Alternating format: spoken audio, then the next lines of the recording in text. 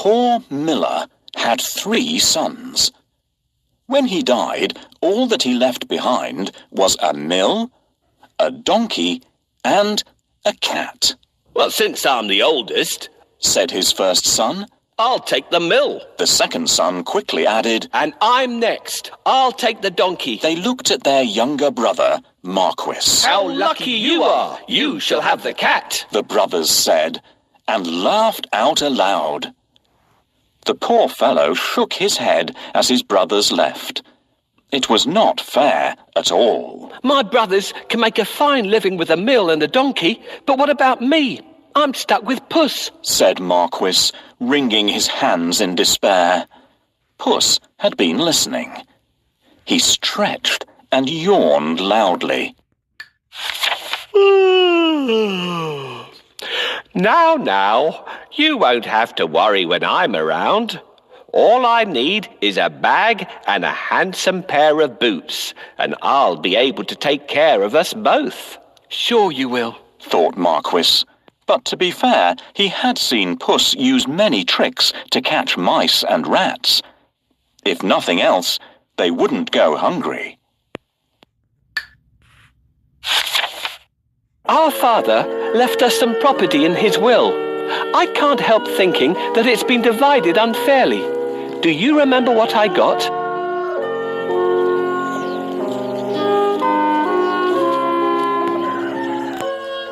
"My father has left me this cat." Soon the cat was given his own pair of boots and the new bag that he had asked for. The boots fitted him perfectly, and he looked very smart. Puss packed a juicy cabbage and some bran in the bag, and slung it around his neck. He polished his whiskers and set out. Puss headed straight to a spot where there were plenty of rabbits. He had a great plan in mind. Puss opened the bag wide and hid behind a tree. Soon a rabbit came hopping by. He saw the cabbage and leapt straight into the bag. Whoosh! As quick as the wind, Puss grabbed the bag and tied it closed with a piece of string. With the rabbit in his bag, Puss walked straight over to the king's palace. He bowed low and presented him with the rabbit. "Your Majesty," said Puss in Boots in a royal voice. "This humble gift comes from my master, Lord Marquis of Carabas." This was a fancy name that Puss had chosen for his master. "What a thoughtful gift," said the king, who loved roasted rabbit. The next time, Puss managed to catch a brace of partridges and took them once again to the king.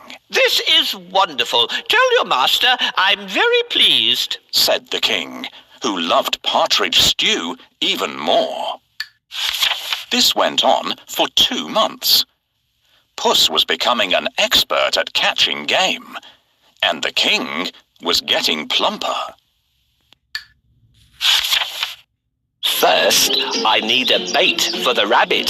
What do you think rabbits love to eat?"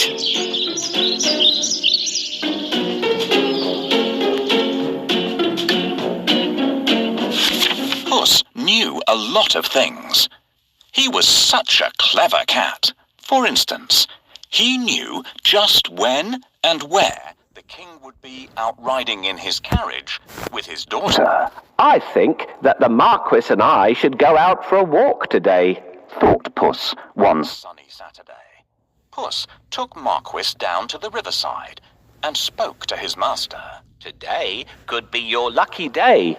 If things go to plan, you'll make a fortune," said Puss.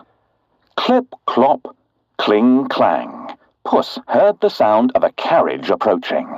They both looked into the distance. It was the king's carriage. "What should I do?" Marquis asked, ready to obey. He had grown happier with the food Puss brought in every day. Go and bathe in the river. I'll take care of everything else, said Puss. Is that all? Cried Marquis. He pulled off his clothes and jumped into the river at once. Splash! Quickly, Puss hid his master's clothes behind a rock. Help! My master is drowning! Somebody save him! Puss wailed. He was trembling from head to foot. The king recognized Puss at once. He remembered all the lovely meals he had enjoyed thanks to the cat. The king jumped out of his carriage. Go and save him, quickly, the king said to his servants. Puss said to the king, Your Majesty, some nasty thieves have stolen my master's clothes. Is that so? Don't worry. I'll find a suit for him, said the king. He ordered one of his servants to fetch some fine clothes. Soon Marquis was pulled out of the water, and the king's servant handed over a handsome suit for him to wear. As soon as Marquis put on those clothes, he looked just like a prince. He stood tall and handsome, and smiled shyly at the princess. Surprise, surprise, the princess fell head over heels in love with Marquis. Master, I have a great idea. All you need to do is go and bathe in the river. I will take care of the rest. Well, all right, that's easy. While he's bathing, I need to hide his clothes. Can you think of a good place to hide them?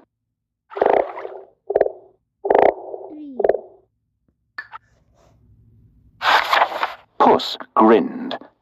Things were going just as he had planned. But he had more work to do. If you will excuse me, I'll go and make suitable arrangements to receive our king at the castle, Puss said. Marquis was puzzled, because he didn't live in a castle. But he kept quiet. Puss ran ahead and met some men mowing the fields. My good fellows, stop your work and listen. The king is coming this way, and you are all in grave trouble. The only way to save yourselves is to say that these fields belong to the Lord Marquis of Carabas, Puss announced. The mowers looked at Puss in surprise. They were scared. This Lord Marquis must be very powerful, they thought. They agreed to do exactly what the cat said, to save themselves. Puss went ahead and saw some men and women reaping grain in a field. My good fellows, you can reap later, but listen to me now. The king is coming this way, and he'll make mincemeat of you unless you say that these fields belong to the Lord Marquis of Carabas, Puss announced. The reapers were very puzzled, but they definitely did not want to become mincemeat. They promised to tell the king that the fields belonged to nobody but Lord Marquis of Carabas. Puss went ahead and warned everybody to tell the king that the land belonged to Lord Marquis. The people thought that it wouldn't be right to mess with Lord Marquis. They decided to do exactly what the cat asked. But Puss had still more work to do. Huff, puff. He ran all the way until he reached a huge castle. Can you guess whose castle it was? Yes. The castle and all the lands belonged to a fierce and powerful ogre. But Puss was not scared of the ogre. He knocked at the castle door. Blim, blam. 2 guards opened the door. I'd like to pay my respects to your mighty master, said Puss. The guards knew that the ogre loved anybody who admired him. So they let Puss in at once. Puss bowed low to the ogre. I have heard much about your great powers. Is it really true that you can transform yourself into any animal you wish? Asked Puss. Even a lion? Watch me, said the ogre. Right before Puss's eyes, he transformed himself into a mighty lion. He roared so fiercely that Puss sprang up the curtains in fright. The ogre laughed loudly. That's amazing, said Puss. But I bet you can't turn yourself into a small creature. That's the most difficult thing in the world. I can, said the ogre. No, it would be impossible for a mighty ogre to turn into something like, for instance, a mouse? Said Puss. Oh, really? Asked the ogre, snapping his fingers. Boom! The ogre became a tiny mouse and scurried across the room. Quick as lightning, Puss pounced on the mouse and ate it in one gulp. Puss licked his lips. He clapped his hands 3 times and summoned all the people living in the castle. The ogre is no more, Puss announced. Will you accept Lord Marquis of Carabas as your master? He is kind and just, good and generous. The guards, maids, cooks, servants, and everyone else in the castle looked at Puss in surprise. But they nodded at once. They had never really liked the ogre anyway. Puss ordered everyone to prepare a feast for Lord Marquis and his very special guest, the king himself. The coach with the king, the princess, and my master will be here soon. I have to wake up the ogre right away.